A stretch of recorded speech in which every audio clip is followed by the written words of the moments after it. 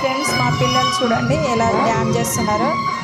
ఈ విధంగానే బంజారా డ్యాన్స్ నేర్చుకుంటారు.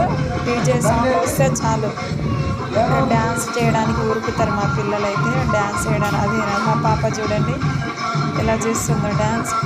వీడియో నచ్చితే లైక్ చేయండి, సబ్స్క్రైబ్ చేయండి, ఫాలో అవ్వండి. వాళ్ళ మామకి పిలుస్తుంది డ్యాన్స్ చేద్దాం రా మామ అని.